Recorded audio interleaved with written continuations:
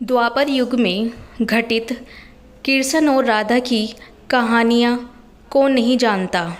उस वक्त देवताओं में यह चर्चा थी कि राधा ही भगवान कृष्ण की सबसे बड़ी भक्त है, पर इस बात से एक व्यक्ति सहमत नहीं थे और वह थे नारद मुनि।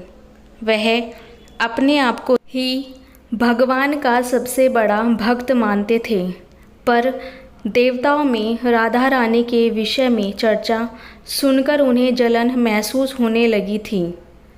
नारद मुनि के स्वभाव से भगवान कृष्ण अच्छी तरह से अवगत थे।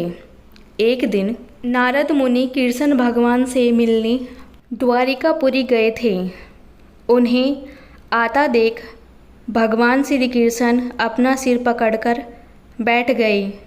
मुनिवर ने उन्हें देखते ही पूछा, क्या हुआ प्रभु, आप यूं सिर पकड़कर क्यों बैठे हैं? उस पर द्वारिकाधीश ने उत्तर दिया, मुनिवर, आज हमारे सर में बहुत पीड़ा हो रही है। नारद बोले, तो प्रभु इस पीड़ा को मिटाने का क्या कोई उपाय है? कृष्ण ने कहा, हाँ, उपाय तो है। अगर मेरा सबसे बड़ा भक्त अपने चरण धोकर उसका चरण अमृत मुझे पिलाएगा तो मेरा सर दर्द पल भर में ही खत्म हो जाएगा। कृष्ण के मुख से यह उपाय सुनकर कुछ पल के लिए मुनिवर सोच में पड़ गए कि हूँ तो मैं ही सबसे बड़ा भक्त, लेकिन अगर मैं अपने पैर धोकर उसका चरण अमृत प्रभु को पिलाऊंगा तो मुझे नरक जाने जितना महापाप लगेगा।